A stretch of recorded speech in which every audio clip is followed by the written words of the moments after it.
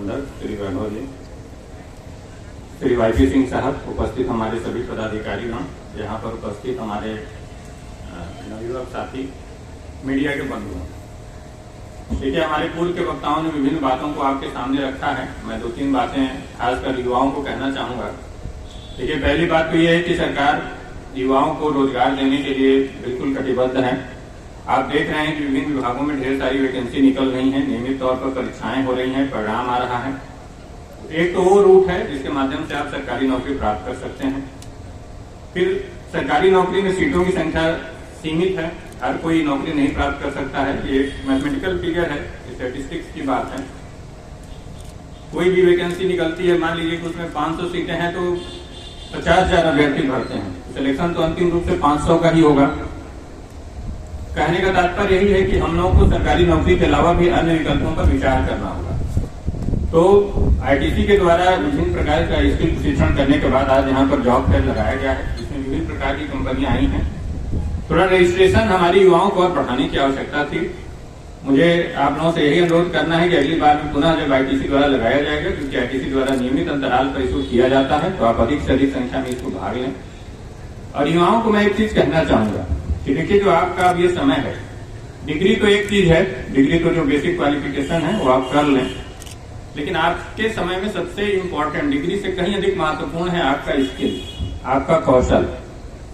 और आप धैर्य नहीं खोएं। आपको ऐसा नहीं होगा कि एक ही दिन में जो है 50,000 महीने की जॉब या 70,000 महीने की जॉब मिल जाएगी। वो भी मिलेगी, मिलती ही है। जो जिसकी शैक्षणिक योग्यता में कुशलता है उनको भी मिलती है।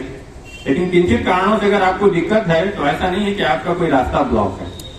आपको पहले जो अवसर मिलता है जाइए, वहां पर सीखिए और अपने को अपग्रेड कीजिए।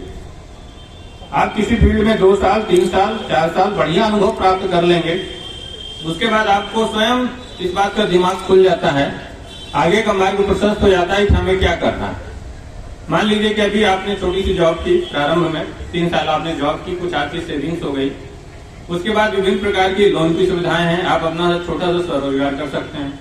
मान लीजिए कि आपको जॉब में 25,000, 30,000 महीना मिलता था, स्वरोजगार आप छोटा सा भी करते हैं और ठीक ठाक चल गया तो आप 50,000 महीने कमाने लगेंगे। आप जहां एम्प्लॉय थे आप एम्प्लॉयर हो जाएंगे, आपको अपने अंडर में 3-4 लोग कम से कम आप रख लेंगे। मैं व्यवहारिक उदाहरणों पे बात बता रहा हूं और ये चीजें लोग कर रहे हैं। आपका व्यवसाय मान लीजिए 3 साल 4 साल अच्छा निकल गया, आप उसका विस्तार करेंगे, आप 1 लाख रुपए महीने कमाने लगेंगे।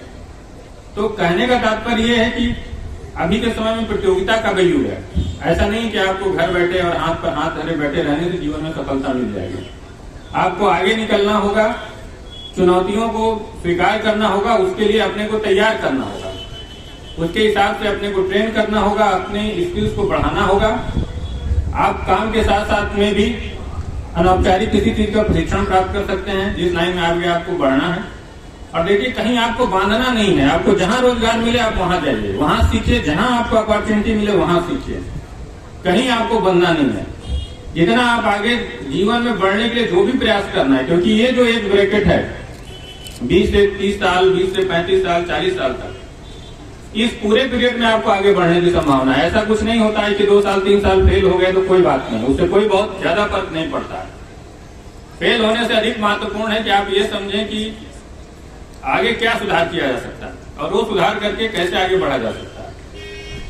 तो सभी युवाओं से मेरा यही अनुरोध है कि अगर आप ठीक है औपचारिक रूप से शिक्षा में उतना दिक्कत है, नहीं तेज हैं, तो कौशल प्रशिक्षण जरूर प्राप्त कीजिए। बिहार सरकार द्वारा भी विभिन्न प्रकार की योजनाएं लाई गई हैं पिछले 4-5 सालों में, तो और उसमें वृद्धि हुई है।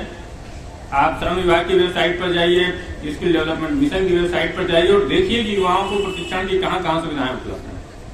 प्रारंभिक स्तर का प्रशिक्षण प्राप्त करने के बाद आप उच्च स्तर का प्रशिक्षण भी प्राप्त कर सकते हैं। पूरे भारत में कहीं भी जाकर आप प्राप्त कीजिए। प्रारंभ में जो आपको जॉब मिले आपके स्किल के हिसाब से उसको कीजिए और अगले 5-7 साल का लक्ष्य बनाकर चलिए कि आपको जीवन में आगे बढ़ना। तो किसी आप एक फील्ड में मन लगाकर अगर मेहनत करेंगे चरणबद्ध तरीके से ही, तो आपको सफलता जरूर मिलेगी। अंत में पुनः मैं ITC को धन्यवाद देता हूं और महाप्रबंधक वैभव गुप्ता जी को, YP सिंह साहब को और उनकी पूरी टीम को कि आप लोगों ने इस प्रकार की जॉब फेयर को ऑर्गेनाइज किया। और पुनः सारे युवाओं को आपके उज्जवल भविष्य में कामना करता हूं और यही आशा करता हूं कि आप परिश्रम करके जीवन में आगे बढ़ेंगे। बहुत बहुत